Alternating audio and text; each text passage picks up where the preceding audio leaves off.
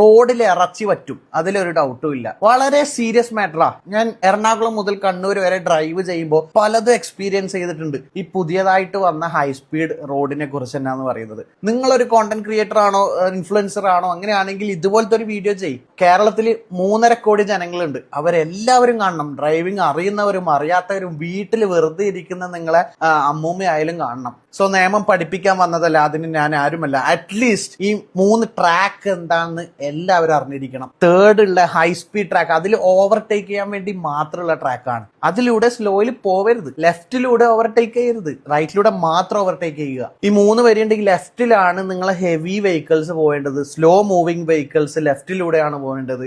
നടുവിലെ നിങ്ങൾ ക്രൂസ് ചെയ്യുക. നിങ്ങൾ പൊക്കോണ്ടിരിക്കുന്ന സമയത്ത് ഓവർടേക്ക് ചെയ്യണമെങ്കിൽ റൈറ്റ് സൈഡിലെ ട്രാക്ക് യൂസ് ചെയ്യുക. ഓവർടേക്ക് ചെയ്തതിന് ശേഷം back to normal, back to the centre ട്രാക്കിലേക്ക് വരിക. റൈറ്റ് സൈഡിലെ പാട്ടും വെച്ച് സംസാരിച്ച് പോകാനുള്ള റോഡല്ല, അതിലൂടെ സ്ലോയിൽ പോവരുത്. അതേപോലെ റോഡ് ക്രോസ് ചെയ്യാൻ ഒരു ഓപ്ഷനും ഇല്ല ഇവിടെ. ആൾക്കാർക്ക് ക്രോസ് ചെയ്യാൻ പാടില്ല. അത് നിങ്ങളെ വീട്ടിലുള്ളവർക്ക് പറഞ്ഞു കൊടുക്കുക. നിങ്ങൾ വയസ്സിൽ മൂത്തവരുണ്ടാവും, ഡ്രൈവിംഗ് അറിയാത്തവരുണ്ടാവും, പുതിയതായിട്ട് ഈ റോഡ് കാണുന്നവരുണ്ടാവും. കേരള 100% ലിറ്ററസി റേറ്റ് ഒക്കെ തന്നെയാണ്, എന്നാൽ ഈ കാര്യത്തിൽ വട്ടപ്പൂജയാണ്. കാരണം ഞാൻ നിങ്ങളെ പറയുന്നതല്ല, ഇത് ഓൾറെഡി ഒരുപാട് സംഭവിച്ചു കഴിഞ്ഞു. വലിയൊരു അപകടം ഒഴിവാക്കാൻ നമ്മളെല്ലാവരും ഒത്തുചേർന്നിരിക്കേണ്ടിയിരിക്കുന്നു. ആരൊക്കെ ഇൻസ്റ്റയിലും യൂട്യൂബിലും ഫേസ്ബുക്കിലും എവിടൊക്കെ വീഡിയോ ചെയ്യുന്നുണ്ട്, ഇതിനെ കുറിച്ചൊരു വീഡിയോ ചെയ്യുക. ചെയ്യാൻ പറ്റുന്നില്ലെങ്കിൽ ഈ വീഡിയോ എടുത്ത് നിങ്ങൾ റീപോസ്റ്റ് ചെയ്യുക.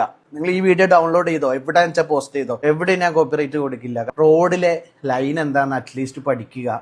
അല്ലാതെ ഈ ട്രാക്കിൽ ഇറങ്ങാൻ എനിക്കടക്കം നല്ല പേടിയാ. എന്തൊക്കെയാണ് സംഭവിക്കുന്നതെന്ന് കണ്ടറിയാനുണ്ട്. പിന്നെ ബൈക്ക് ഏറ്റവും കൂടുതൽ ഇതിന്റെ അകത്ത് ബൈക്ക് ഇപ്പോഴേ കയറാൻ തുടങ്ങി. സോ ഇവിടെ ബൈക്ക് റെസ്ട്രിക്ട് ചെയ്തത് നിങ്ങൾക്ക് സ്പീഡ് എടുക്കാൻ പറ്റാത്തത് കൊണ്ടല്ല. വൺസ് നിങ്ങൾ റോഡിലേക്ക് വീണ് കഴിഞ്ഞാൽ ഒരാളും നിങ്ങളെ സഹായിക്കില്ല. നിങ്ങളെ മുകളിലെ കയറി ഇറങ്ങും വണ്ടി. കാരണം ബ്രേക്കിംഗ് ഡിസ്റ്റൻസ് എന്ന് പറഞ്ഞാൽ 1-2 സെക്കൻഡ് കൊണ്ട് ഈ 100 വരുന്ന വണ്ടി സ്റ്റോപ്പ് ആവില്ല. നിങ്ങളെ മുകളിലെ കയറി ഇറങ്ങും 100% ഉറപ്പാ. സോ ബൈക്ക് ആവുമ്പോൾ നിങ്ങൾ വൺസ് വീണ് കഴിഞ്ഞാൽ റോഡിനെ നടുക്ക് നിങ്ങൾ കിടക്കും. കാറാണ് ആണെങ്കിൽ അറ്റ്ലീസ്റ്റ് നിങ്ങൾ അതിന്റെ അകത്തെങ്കിലും ഉണ്ടാവും. റിസ്കി ആണ് ബൈക്ക്.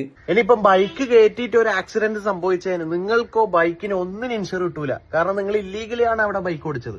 കാരണം അവിടെ റെസ്ട്രിക്റ്റഡ് ആണെങ്കിൽ നിങ്ങൾ കയറരുത്. അപ്പോൾ നിങ്ങളുടെ സേഫ്റ്റിക്ക് വേണ്ടിയിട്ടാണ് ബൈക്ക് ചിലയിടത്ത് റെസ്ട്രിക്ട് ചെയ്തത്. അതായത് ചില വെഹിക്കിൾ പാമ്പ് പോകുന്ന പോലെയാണ് ഈ റോഡിൽ പോകുന്നത്. ഫസ്റ്റ് ലൈനിന്ന് തേർഡ് ലൈനിലേക്ക് ഒരൊറ്റ ക്രോസ്. അങ്ങനെയല്ല, 1 at a ടൈം നിങ്ങൾ ലൈൻ ചേഞ്ച് ചെയ്യുക. ലൈൻ ചേഞ്ച് ചെയ്യുമ്പോൾ ഇൻഡിക്കേറ്റർ ഇടുക. ഇൻഡിക്കേറ്റർ ഇടുന്നത് ലൈൻ ചേഞ്ച് ചെയ്യുമ്പോൾ സ്പോട്ടിലല്ല, ആദ്യമേ നിങ്ങൾ ബാക്കിലുള്ളവർക്ക് നോട്ടിഫൈ ചെയ്യുക, ഞാൻ ലൈൻ മാറുകയാണെന്ന്. സോ ഇത് വളരെ റിസ്കിയാണ്. നിങ്ങൾ ഇത് അറിയില്ലെങ്കിൽ പഠിക്കുക, പറഞ്ഞു കൊടുക്കുക.